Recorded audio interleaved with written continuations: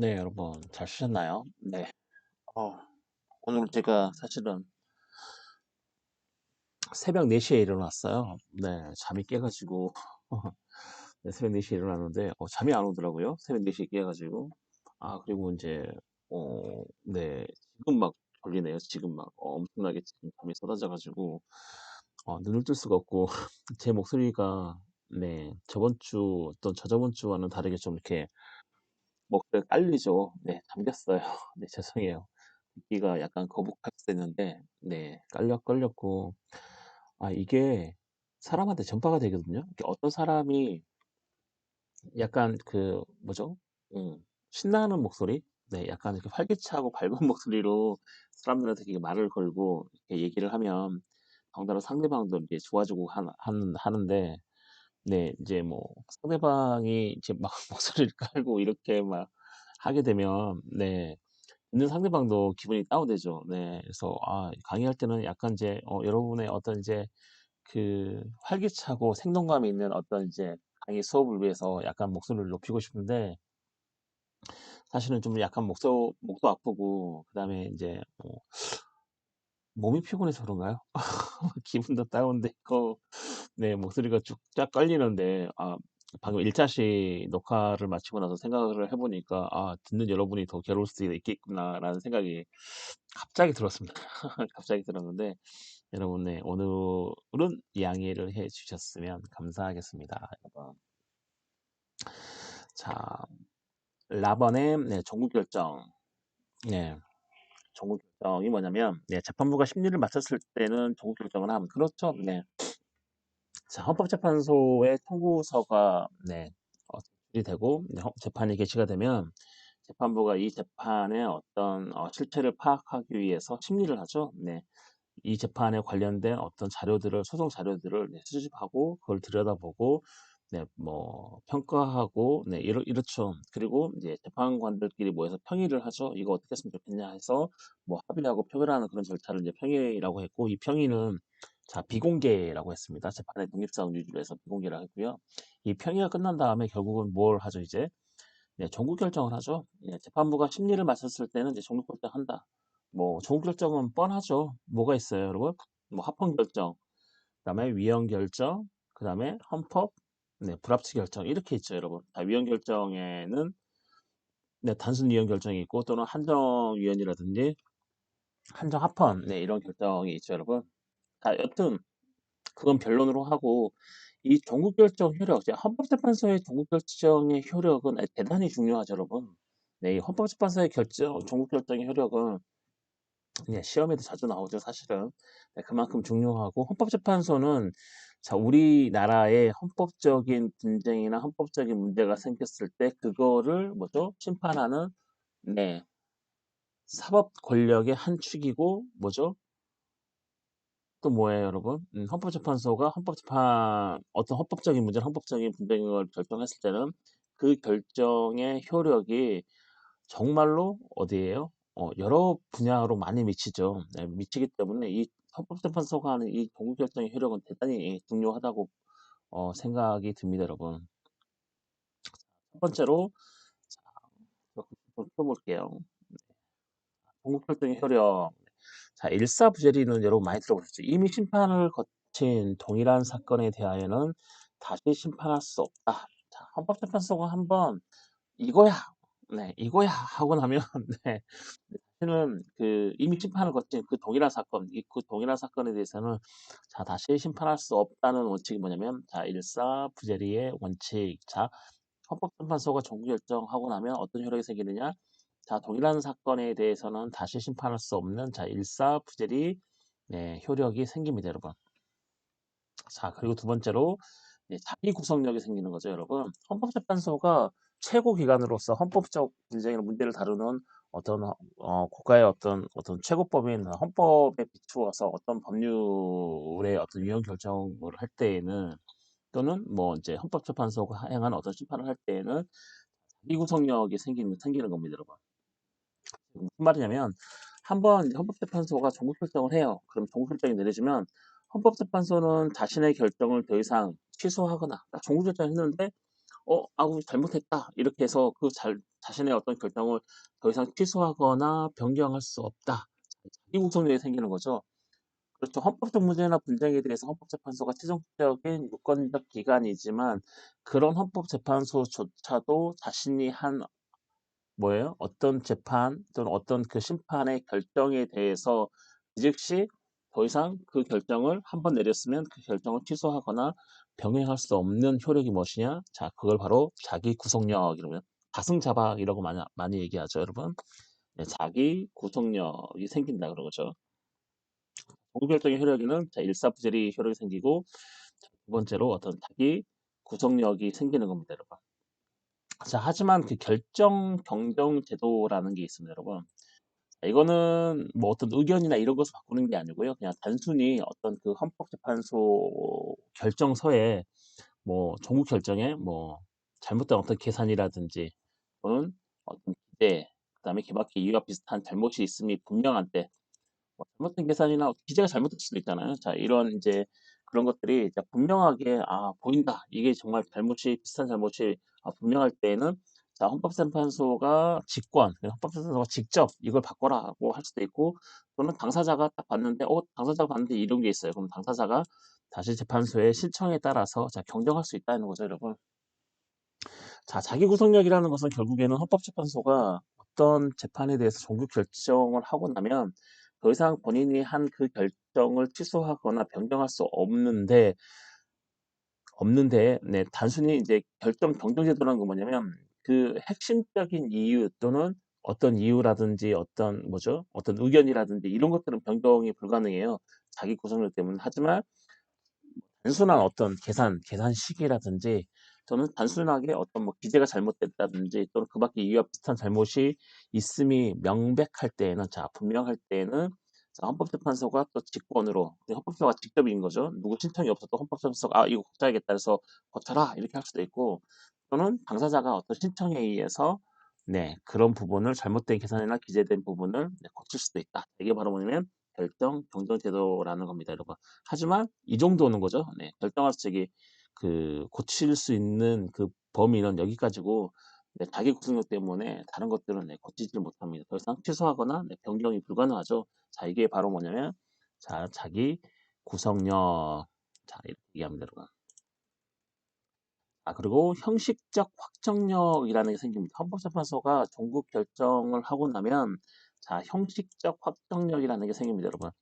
여러분, 헌법재판소가 종국 결정이라고 얘기하니까 이 종국 결정이 뭘까?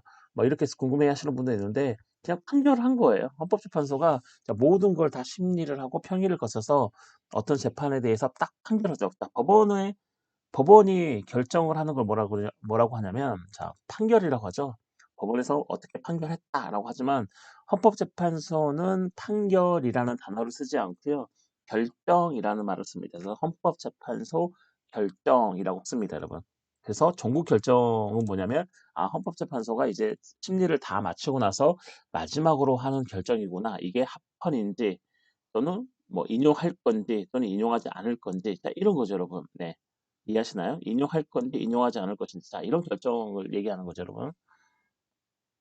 자, 이런 결정을 얘기하는데 자, 헌법재판소가 그렇게 결정을 한번 딱 하고 나면 자, 형식적 확정력이라는 게 생깁니다. 이 형식적 확정력을 다른 말로 뭐라고 그러냐면 자, 불가쟁력 이렇게 얘기해요. 불가쟁력. 더 이상 다툴 수 없다 이런 거죠. 그죠? 더 이상 뭐뭐 할 수 없어. 다투는 거죠. 네. 그래서 이 불가쟁력. 자, 더 이상 다툴 수 없다. 자, 이런 거죠. 이뿐 말로 네, 재판이 당사자에 의해서 더 이상 불복하여 다투어질 수 없는 상태 이런 거죠.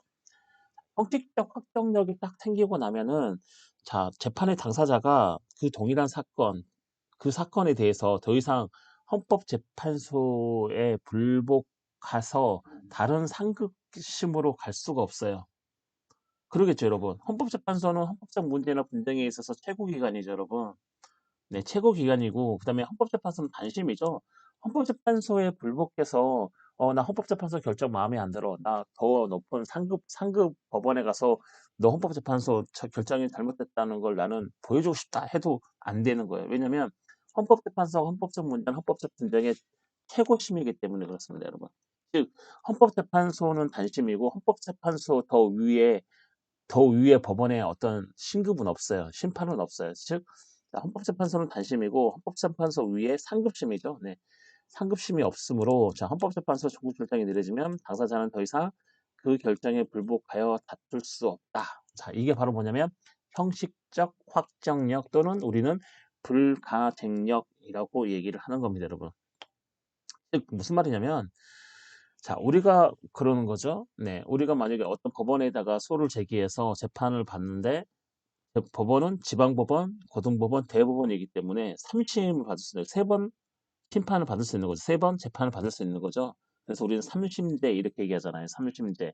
자, 우리나라 재판은 3심제다라고 얘기하는 게 지방법원, 고등법원, 대법원. 자, 이렇게 차츰차츰 올라가면서 받을 수 있어서 그렇습니다. 마지막에 대법원에서 판결이 나면 더 이상 네, 구제를 받을 수 있는 길이 없는 거죠, 여러분.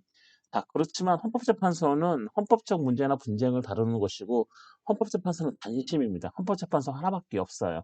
즉 헌법재판소 위에 뭐 지방법원, 고등법원, 대법원처럼 신급이란 어떤 제도가 존재하지 않기 때문에 자, 헌법재판소가 한번 딱 종고 결정을 내리면 자, 그 재판의 당사자는 헌법재판소 결정에 불복하여 더 이상 다툴 수 없는 상태로 들어가고 그렇게 바로 확정이 되는 겁니다. 바로 확정.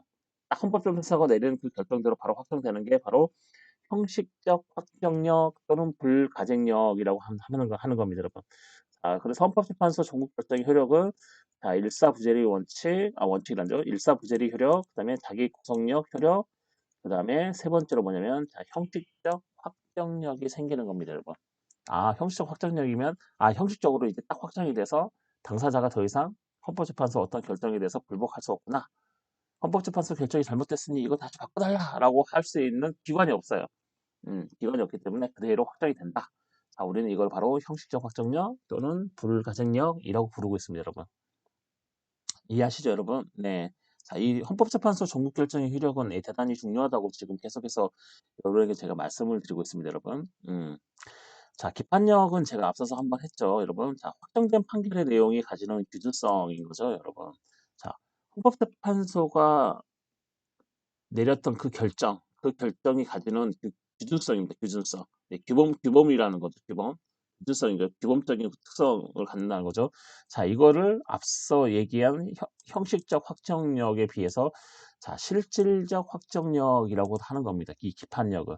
자, 기판력은 후행심판에서 당사자 및 헌법재판소를 구속하는 효력으로 당사자는 선행심판에서 판단한 동일 사항을 재차 심판의 대상으로 삼을 수 없다. 그렇죠? 그다음에 헌법재판소는 후행심판에서 자, 선행심판과 무슨 저촉되는 판단을 할 수 없다. 자, 이겁니다. 이게 기판력이라는 겁니다, 여러분. 자, 기판력은 다른 말로 실질적 확정력이라고도 부르고요. 자, 기판력은 뭐냐면은 한번 헌법재판소가 어떤 사건에 대해서 결정을 한번 하고 나면 자, 그 뒤에도 계속해서 심판이 있을 거 아니에요. 그렇죠? 그 후행심판. 그 후행심판에서 자, 당사자 및 헌법재판소를 구속하는 효력으로, 그렇죠? 효력으로 당사자는 그 선행심판에서 당사자는 그 이전의 심판에서 판단한 동일 사항을 재차 심판으로 대상을 삼을 수 없을 뿐만 아니고 자, 헌법재판소도 후행심판에서 어떤 그 전에 했던 선행심판과 자, 모순 또는 저촉되는 판단을 할 수 없는 게 바로 기판력이라는 겁니다. 기판력. 네. 이해하시나요, 여러분? 바로 그게 종국결정의 효력입니다, 여러분. 종국결정의 효력 중에 자, 기판력이라는 효력이 생기는 거죠, 여러분. 자, 당사자로서는 자기의 동일한 사건에 대해서 재차 이걸 심판해 달라고 할 수 없고, 자, 헌법재판소는 자신의 결정에 대해서 자기가 자신이 이번 사건 재판에 대해서 결정을 했는데 그 후에 있을 그런 심판에서 이전에 했던 그런 심판과 모순되거나 저촉되는 판단할 수 없다는 게 바로 기판력이란 게 이 기판력이 생기는 거죠, 여러분. 자, 이거는 뭐죠? 당사자나 헌법재판소에 속하는 효력이죠. 네. 즉, 이 기판력은 당사자를 구속하고 또 누굴 구속해요? 네, 헌법재판소를 구속하죠, 여러분. 자, 대신 기속력은 뭐냐면 자, 헌법재판소법 자, 이런 조항에 의해서 자, 헌법재판소의 법률에 대한 위헌 결정 잘 보세요. 자, 헌법재판소의 법률에 대한 위헌 결정. 자, 어떤 위헌법률 심판에 있어서 어떤 위헌 결정을 했고, 그다음에 권한쟁의 결정. 네, 권한쟁의 결정. 자, 국가기관끼리 국가기관, 지방자치단체 간 또는 지방자치 상호 간의 어떤 권한쟁의 결정. 그다음 세 번째 헌법소원 인용 결정. 누군가 헌법소원 국가의 공권력의 어떤 자기나 부작위로 해서 자신의 기본권을 침해를 가졌거나 또는 자 위헌 제청 그렇죠? 그렇죠, 여러분. 헌법재판소법 제68조 제2항에 의해서 자 헌법소원은 두 가지로 나누죠, 여러분. 헌마, 헌바. 그렇죠? 헌마 사건은 뭐죠? 헌법재판소법 제68조 제1항에 의해서 공권력의 행사나 불행사로 기본권의 침해, 권위를 침해했을 때 헌법소원을 할 수 있고 그 다음에 헌법재판소법 제68조 제2항 그렇죠? 헌바 사건, 위헌 제청형 헌법소원이죠. 이건 뭐예요? 내 법원에다가 위헌법률 심판 제청 신청을 한 거죠. 이거 위헌법률 같다라고 법원에 좀 헌법재판소에 지청을 좀 해주십시오라고 법원에 뭐죠? 제청 신청을 했는데 법원이 웃기고 있네. 이건 아니야라고 했을 때 바로 끝나는 게 아니고 뭐죠? 그 당사자는 바로 헌법재판소에다가 네, 헌법소원 낼 수 있는 거죠. 위헌 대통령, 그렇죠. 위헌법률 심판을 바로 낼 수 있습니다. 그런 경우에. 자, 그럴 경우에는 헌바 사건이 되는 거죠, 그게. 자, 그런 헌법소원을 냈는데 그 헌법소원의 인용 결정, 이 세 가지에 대해서는 자, 뭐죠? 헌법재판소법이 기속력을 부여하고 있습니다. 위헌법률 심판에 있어서 어떤 위헌 결정, 그런 거죠. 그다음 권한쟁의 결정, 그다음에 헌법소원 인용 결정. 그렇죠. 이 세 가지에 대해서는 자, 헌법재판소법이 기속력을 부여하고 있는데 자, 비판력이 심판 절차의 당사자, 그렇죠. 당사자나 또는 헌법재판소에만 효력이 미치는 것임에 반해 자, 기속력은 그 효력의 인적 범위를 자, 모든 기관으로 확장하고 있다. 그렇죠. 즉 뭐냐면 어떤 법률에 대해서 위헌 결정을 했으면 이거는 그 당사자나 그 법률의 그 뭐죠? 위헌만 효력이 미치는 게 아니고 그 법률에 그 영향을 받는 모든 기과 기관인 거죠. 이해하시나요? 어떤 법률의 위헌 결정을 했으면 여러분 그 법률의 위헌 결정이 뭐 당사자에게만 미치겠어요? 그 법률이 이 법률은 뭐죠? 일반적 특성을 가지고 있죠. 일반적 특성. 일반적 특성이 뭐죠? 법률을 제정할 때는 모든 국민이 영향을 받아야 된다는 게 법률의 일반성 특성이죠. 일반성이죠. 법률의 특성 중에 일반성이죠, 여러분. 어떤 특정 사람들에게만 자, 적용되는 그 법률은 자, 처분적 법률이라고 했고 이거는 법률의 일반성의 원칙에 어긋난다 그랬죠. 자, 그래서 국회가 법률을 제정을 할 때 또는 법령을 어떤 명령으로 뭐 대통령이라든지 위의법으로 이렇게 제정을 할 때 그 법률은 네, 그 법률은 모든 국민에게 영향을 미쳐야 된다. 이게 바로 법률의 일반성이라는 거죠, 여러분. 네, 그래서 그 법률의 일반성에 기해서 만약에 헌법재판소가 어떤 법률에 대해서 위헌 결정을 하게 되면 이 위헌 결정의 효력은 그 당사자에게도 미치지만 뭐예요?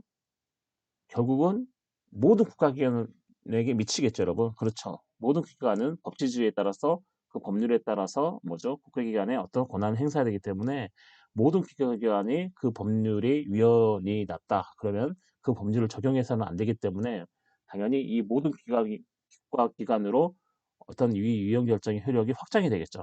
권한쟁의 결정도 마찬가지입니다. 이 권한쟁의 결정도 모든 기관으로 확장이 되고 헌법소원도 마찬가지죠. 공권력의 행사나 불행사 또는 위헌 제청이니까 위헌법률 제청이니까 자 이런 인용 결정 이 세 가지는 자 그 당사자에게만 효력이 미치는 게 아니고 기판력처럼 자 이 효력의 인적 범위가 자, 모든 국가기관으로 확장되고 있는 겁니다.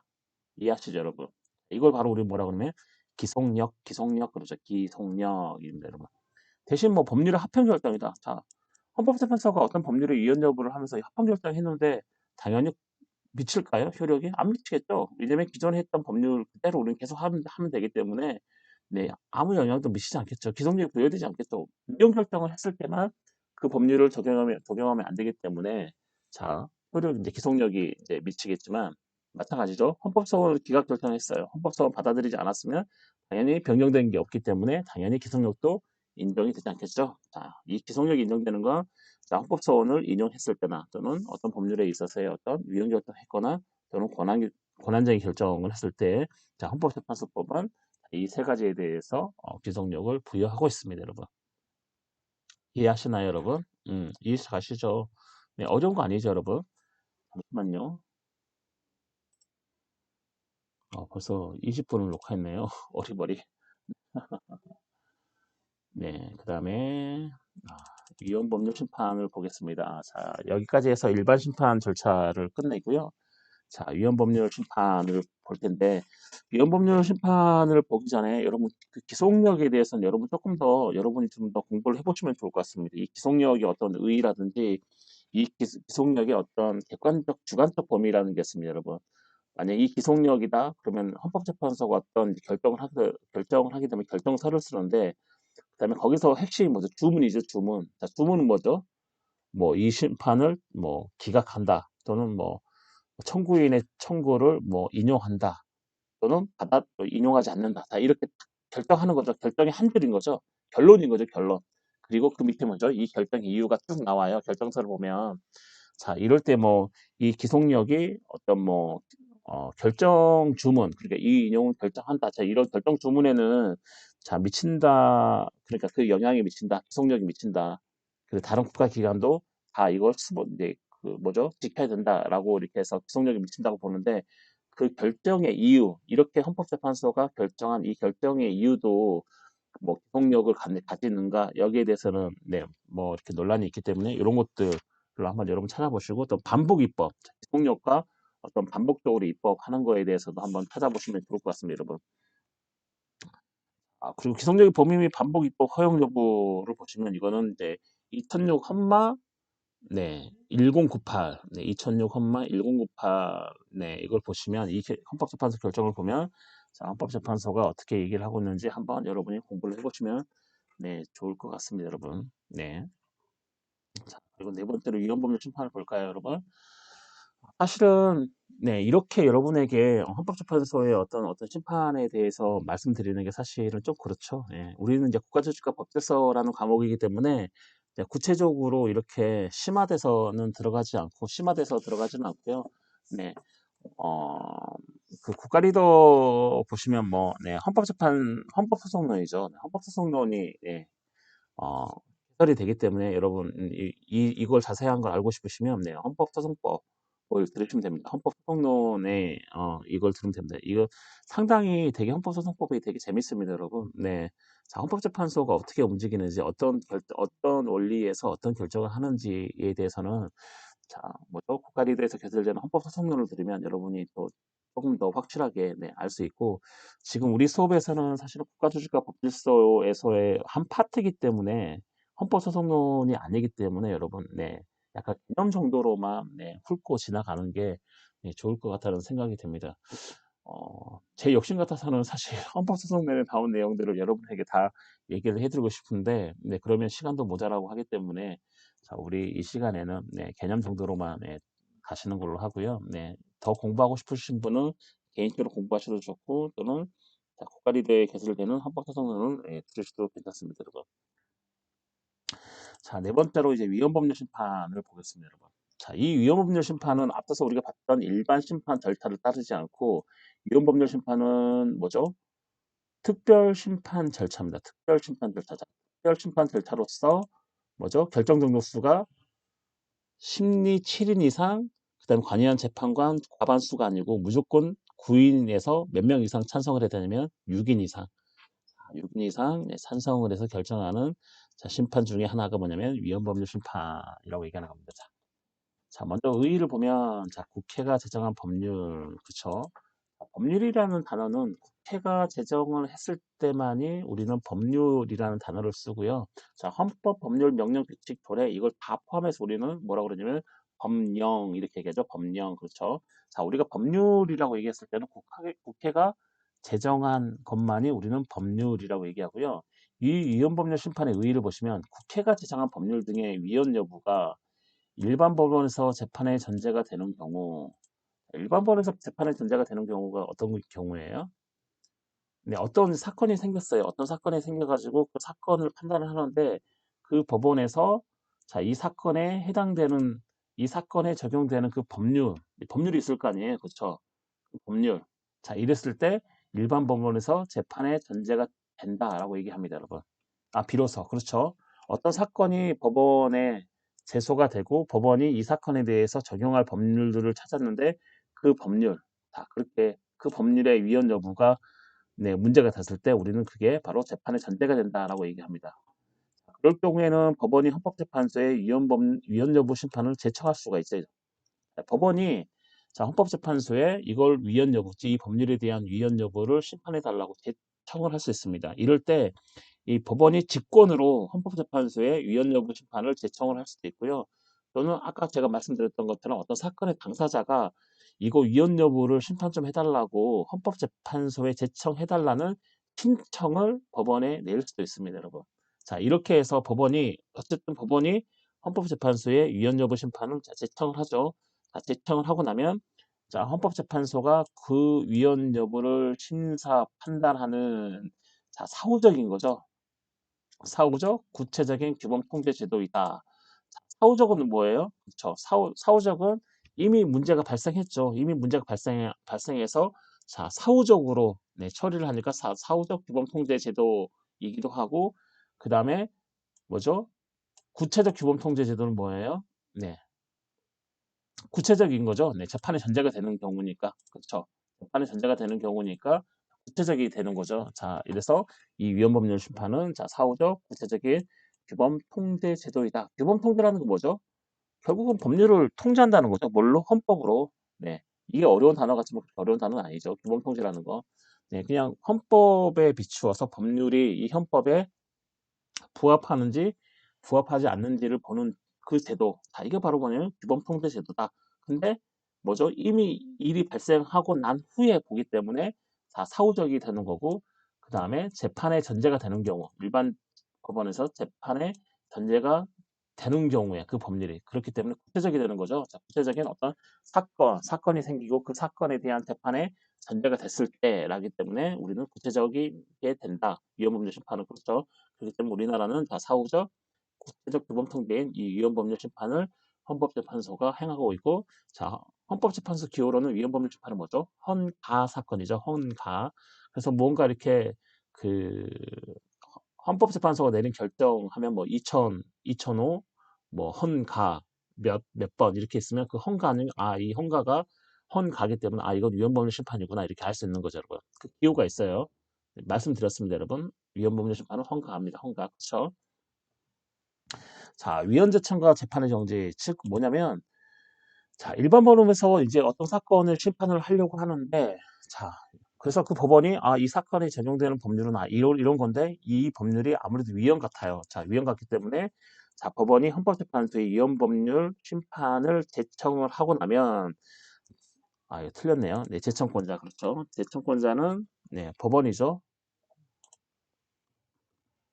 제청권자는 법원이죠. 제청권자 법원이 이거 위헌 여부 심판 좀 해달라고 헌법재판소에 던지고 나면 그렇죠. 제청의 경로는 사건의 당사자의 위헌 제청 신청과 그렇죠. 아까 말씀드렸어요. 이를 받아들여야 법원에서 제청 그렇죠.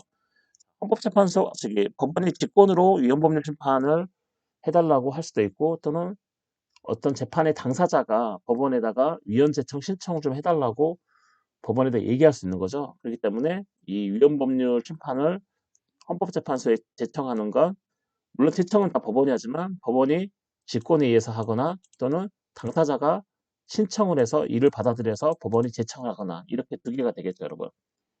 이렇게 제청이 되고 헌법재판소가 이를 받아들였을 경우에는 각하하지 않고 받아들였을 경우에는 법원이 제청한 때에는 당해 소송 사건의 재판은 헌법재판소의 결정이 있을 때까지 정지된다. 그렇죠. 법원이 어떤 구체적인 사건을 재판함에 있어서 이 재판에 적용된 법률이 이건데 이거 되게 위헌 같아. 그래서 제청이 됐어요. 헌법재판소에 제청을 하면 이 법원은 그 당의 소송 사건, 그 소송 사건 재판에 있어서는 뭐가 되면 정지가 되는 거죠. 언제까지? 헌법재판소가 이 법률, 헌법재판소에 위헌 법률 심판 해달라고 올린 그 제청한 그 법률이 위헌인지 합헌인지 어떤 결정이 내려지기 전까지는 당해 소송 사건은 정지가 되는 거죠. 정지. 그렇죠. 즉 정지되는 재판은 당해 사건 재판이 그렇게 된다. 그 재판만 정지가 돼요. 따라서 어떤 동일한 법률의 위헌 여부 그러니까 여기에서 뭐죠? 똑같은 법률의 위헌 여부, 그러니까 지금 뭐죠? 네, 이거 어떤 설명하면 좋냐면 A라는 법원과 B라는 법원이 있는데 A라는 법원에서 자기 위헌 법률 여부가 의심이 돼가지고 헌법재판소에 위헌 법률 여부를 가려달라고 심판을 대통을 했으면, 자, A 법원에 있는 그 소송 사건, 그 당의 소송 사건만 정지가 돼요. B 법원에서 똑같은 법률이 적용되는 어떤 재판하는 거에 대해서는 영향을 미치지 못한다는 얘기죠, 여러분. 이해하시나요? 네. 그게 동일한 법률일지라도 그 말인 거죠, 여러분. 따라서 이 동일한 법률의 위헌 여부의 재판이 전제가 되더라도 대통법원이 아닌 다른 법원의 계속적인 사건은 정지되지 않는 거죠, 여러분. 자, A라는 법원과 다시 한번 설명하면 B라는 법원이 있는데 A라는 법원에서 어떤 법률의 위헌 여부가 의심이 돼서 헌법재판소에 위헌 여부 심판을 제통을 했으면, 자, 동일한 법률을 B라는 법원에서도 적용을 하고 있으면 여기에서 정지가 된다고 해서 B 법원이 정지가 안 되는 거죠.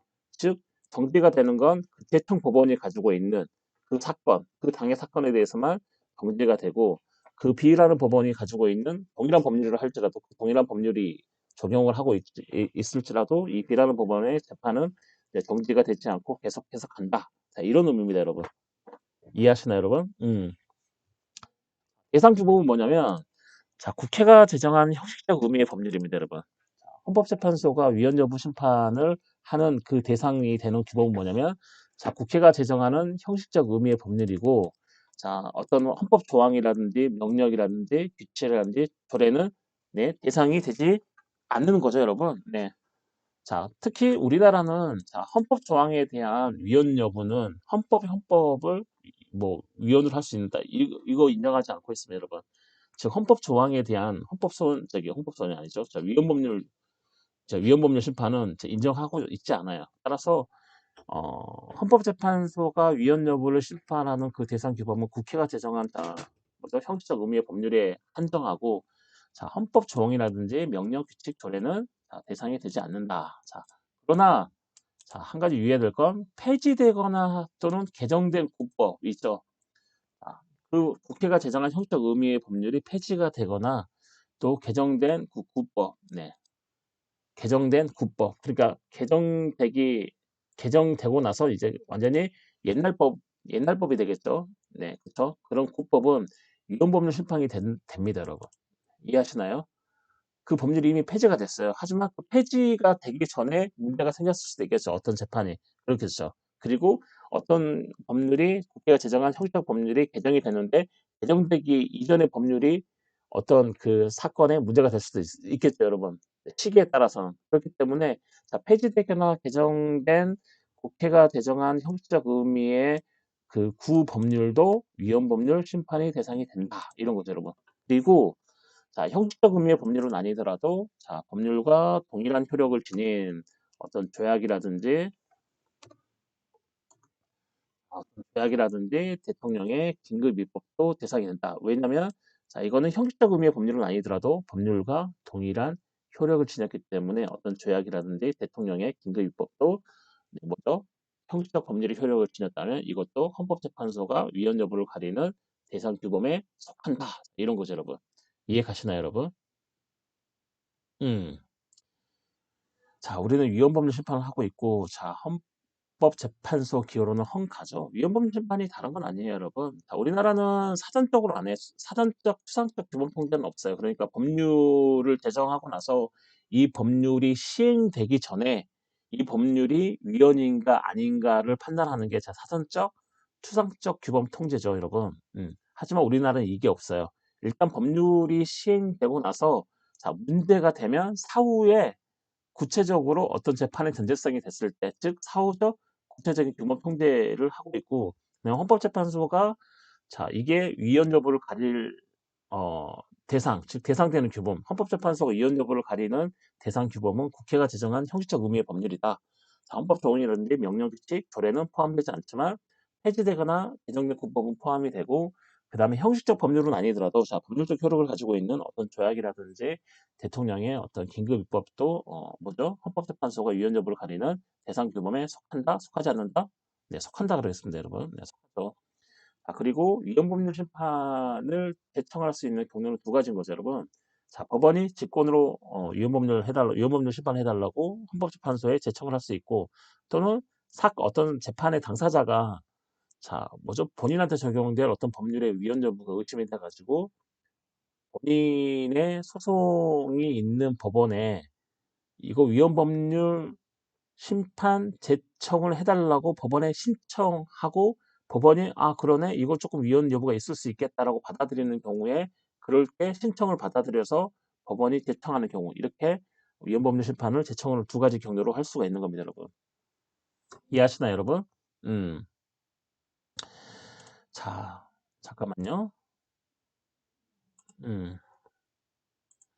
재판의 전제성을 볼까요? 재판의 전제성. 그렇다면 여기 보시면 일반 법원에서 재판의 전제가 되는 경우죠, 여러분. 재판의 전제가 되는 경우가 뭐냐면 법률에 대한 위헌 제청이 적법하기 위해서는 그렇죠.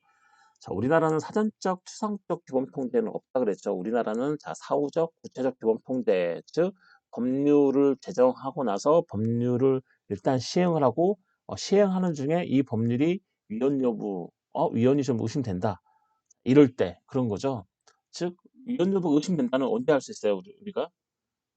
어떤 이제 소송이 생기는 거죠, 법원에. 어떤 이제 사건이 생겨가지고 법원에서 재판을 하려고 하는데, 이 재판에 적용되는 법률은, 이 법률이다. 근데 이 법률을 지금 가만 보니까, 이러이러한 부분에서, 위헌의 의심이 있다. 이런 거죠, 여러분. 그게 바로 이제 쉽게 말하면 재판의 전제성이 되는 겁니다, 그게. 네. 이 재판의 전제성은 그렇게 일단 이해하시고요. 뭐 조금 더 이렇게 이쁘게 이해하시기 위해서는 제가 적어놨는데, 법률에 대한 위헌 제청이 적법하기 위해서는, 그렇죠. 그러니까 법원이 헌법재판소에 이 법률이 위헌 같다. 그래서 위헌 제청을 한다. 그런 거죠. 이 제청이 적법하기 위해서는 재판의 전제성을 가져야 되는데 이 재판의 전제성이 뭐냐? 법원에 계속 중인 구체적인 사건, 그렇죠. 구체적인 사건에 적용할 법률인 거죠. 어떤 법원에 어떤 사건이 생겨서 재판을 하고 있는데 그 사건에 적용할 법률이 헌법에 위반되는지 또는 헌법에 위반되지 않는지가 재판의 전제가 되어야겠죠, 여러분. 그렇죠. 혹시 이해를 못하실 우리 학생님들을 위해서 정말 더 쉽게 설명을 하면 제가 어떤 이제 뭐 돈을 빌려줬는데 네, 이제 돈을 안 갚아서 이제 민사소송을 제기한 거죠. 야, 돈 갚아라. 그래서 민사소송을 제가 제기해서 제가 원고고 제가 이제 어떤 상대방이 피고예요. 그래서 법원에 그렇게 민사소송을 제기했는데 재판부가 이제 제가 돈을 빌려주는 어떤 과정이라든지 경위라든지 이런 것들을 전부 다 따져보고 여기에는 민법 제 몇 조가 적용되겠구나라고 생각해서 그걸 딱 적용하려고 생각을 하는데 가만 보니까 그 민법의 그 몇 조 적용될 그 법률이 위헌 같은 거예요. 위헌. 네, 위헌 같은 거죠. 그래서 이거가 뭐죠? 이거는 위헌 여부를 한번 가려봐야겠다라고 헌법재판소에다가 던지는 거죠. 위헌 여부 가려달라고. 그렇게 됐을 경우에, 그럴 경우에 비로소 그 법률이 재판의 전제가 되는 거죠, 여러분. 그 법률의 위헌 여부가 일단 가려져야 그게 위헌이면 그 재판에 적용을 안 하고 위헌이 아니면 그 재판에 적용하고 즉 재판의 전제가 되는 거죠. 그 위반되는 여부가 재판의 전제가 되어야 한다. 이게 바로 뭐냐면 재판의 전제성이고 이 재판의 전제성이 당연히 위헌 제청이 적법하기 위한 요건 중에 하나가 되는 거죠, 여러분. 이해하시나요? 그래서 이 재판은 판결은 물론이고, 그렇죠? 판결은 물론이고, 결정 재판이라든지 명령도 포함되고, 그다음에 전국 재판. 전국 재판은 물론이고, 전국적으로 하는 재판도 물론이고, 뭐 중간에 하는 재판이라든지, 또는 뭐 구속영장, 구속적부심이라든지, 또는 보석 등에 관한 재판, 가처분 재판도 해당이 됩니다. 이 재판의 모든 것들이 이 재판에 해당됩니다. 이 재판의 전제성에서 이 재판이라는 건 뭐 전국 재판만을 말하는 게 아니고, 뭐 중간에 하는 재판이든, 또는 구속영장, 구속적부심 뭐 재판이든, 또는 보석에 관한 재판이든, 뭐 가처분 재판이든, 또는 이 재판은 뭐 판결은 물론 이제 뭐 결정이라든지 명령도 다 포함합니다. 이 재판에서 이 판결은 당연히 포함이 되고요. 네, 결정이라든지 명령도 다 포함되는 거죠, 여러분. 재판에. 네, 이해하시나요, 여러분? 이게 다 재판에 포함되기 때문에 이러한 거에 전제성이 돼야 된다. 전제성이랑 그래서 결국은 세 가지로 간단하게 정리하면, 자, 첫째, 구체적인 사건이 법원에 계속 중일 때, 그렇죠. 재판이 계속 돼야 되겠죠. 그렇죠. 재판이 계속, 그래야 재판의 전제성이 생기겠죠. 구체적 사건이 법원에 계속 중일 때, 그렇죠. 구체적인 사건이 법원에 계속 중, 이게 이래서 말이 좀 어려워서 그렇지, 결국은 그냥 내가 소송이라든지 법원에 뭔가 제기를 했는데 그 소송이 아직 안 끝나고 법원에 계속해서 진행되고 있는 상태를 얘기하는 겁니다, 여러분. 자, 둘째 뭐죠? 위헌 여부가 되는 법률이 당해 소송 사건의 재판에 적용되는 것일까? 그렇죠. 법관이 어떤 재판에 대해서 이 법률이구나, 이 법률을 적용했구나 생각하는데 이 법률이 위헌 여부가 문제가 돼요. 위헌 여부가 좀 의심이 돼요. 자, 그럴 경우 두 번째, 위헌 여부가 문제되는 법률이 어떤 당해 소송 사건의 재판에 적용되는 것일 때. 세 번째 뭐냐면 그 법률이 헌법에 위반되는지, 자, 위반되는지의 여부에 따라서 당해 사건을 담당하는 법원이 다른 내용의 재판을 하게 되는 경우를 의미하는 거겠죠. 그렇죠? 헌법이 위반되면 일단 적용을 안 해야 되니까, 배제시켜야 되니까. 그렇죠. 또는 법률이 헌법에 위반되지 않으면 법원은 그 법률에 따라서 재판을 하게 되죠. 그렇기 때문에 당해 사건이 그 법률이 헌법에 위반되는지 또는 위반되지 않는지 여부에 따라서 달리 적용이 되겠죠. 다른 재판을 하게 되겠죠, 여러분. 자, 그걸 이 세 가지 충족을 하게 되면 우리는 이게 재판의 전제성이 있다라고 얘기를 하고, 이 재판의 전제성이 결국은 법률에 대한 위헌 조청의 어떤 적법 요건이다라고 할 수 있습니다, 여러분. 자, 이해하시나요, 여러분? 잠시 쉬었다가 계속해서 할게요, 여러분.